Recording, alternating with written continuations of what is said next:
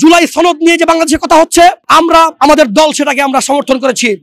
পাশাপাশি জুলাই সনদের মধ্যে জুলাই যোদ্ধাদের জীবনের নিরাপত্তা সহ রাষ্ট্রের নিরাপত্তার সর্বোচ্চ কিছু রয়েছে।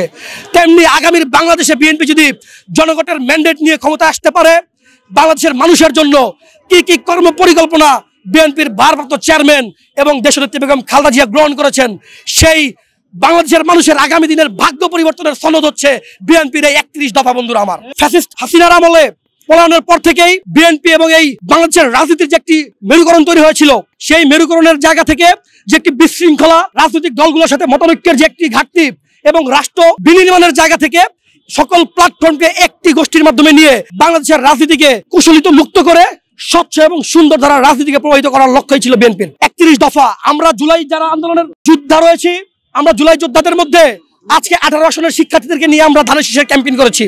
পর্যায়ক্রমে ঢাকা মহানগরীর বিভিন্ন স্পটে জনভিত্তিকভাবে আমরা ধানের শীষ এবং তারুণ্যকে ধানের শীষের পক্ষে যেন তারা আগামীর ভোট দিয়ে প্রদান করে, সেই লক্ষ্যে আমরা কাজ করব। এবং এই মুগ্ধ মঞ্চে আজকে আমরা সমবেত হয়েছি এই জন্যই, শহীদ মীর মুগ্ধ উত্তরায় এক কৃতি সন্তান আমাদের সহযোদ্ধা ছিলেন আন্দোলনের সময়ে। উত্তরা বিএনএস সেন্টারে আমাদের অভিভাবকদের মধ্যে যিনি নেতৃত্ব দিয়েছিলেন এমানুল ইসলাম পলাশ, রানা ভাই, পলাশ ভাই সহ কাজল ভাই, তারাও আমাদের মাঝে এই তারুণ্যের সাথে একাত্মতা ঘোষণা করেছেন। আমরা তাদেরকেও ছাত্রদের পক্ষ থেকে ধন্যবাদ এবং কৃতজ্ঞতা জানাই। এই 31 দফাকে ভালোবেসে রাজপথে আমরা নেমেছি। আমরা আমাদের সঠিক এবং সৎ কর্মকাণ্ডের মাধ্যমেই আমরা এই 31 দফাকে বিজয়ী করে তারেক রহমান এবং দেশনেত্রী বেগম খালেদা জিয়া ধানের শীষের পক্ষে যে জয়গান তুলেছেন, আমরা সেই প্রত্যাশা পূরণ করতে দীপ্ত কণ্ঠে আমরা প্রতিজ্ঞাবদ্ধ করছি। বন্ধুরা আমার শিক্ষার্থী বন্ধুরা সকলে আমরা প্রতিজ্ঞা করছি, আমরা ধানের শীষের পক্ষে থাকবো, ধানের শীষের পক্ষে ইনশাআল্লাহ।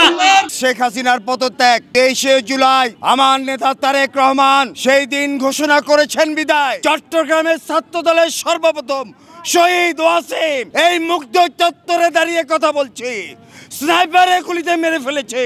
সেই দিন আমি অভিভাবক হিসাবে আমার এই সন্তানদেরকে নিয়ে রাজপথে এসেছিলাম তারেক রহমানের এক দফাকে বাস্তবায়িত করার জন্য। এই বাস্তবায়নে আজকে ছাত্রদল তোমরা যারা তারেক রহমানেরকে নেতা মেনে রাজপথে থেকে শেখ হাসিনাকে ৪৫ মিনিটে এই বাংলাদেশ থেকে ফ্রাউডকে বিদায় করেছো, এটার কি দ্বিতীয় দাবিদার তোমরা? আমি চাই আগামী রাজনীতিতে ৩১ দফাকে বাস্তবায়ন করার জন্য বাংলাদেশের ৭৮,০০০ গ্রামে ছাত্র দলের প্রত্যেকটি নেতা কর্মী মা বোনদের কাছে গিয়ে তারেক রহমানের সালাম দিয়ে, দেশনেত্রীর সালাম দিয়ে আগামী ফেব্রুয়ারিতে ধানের শীষের ভোট চাবা। ইনশাআল্লাহ বিজয় আমাদের।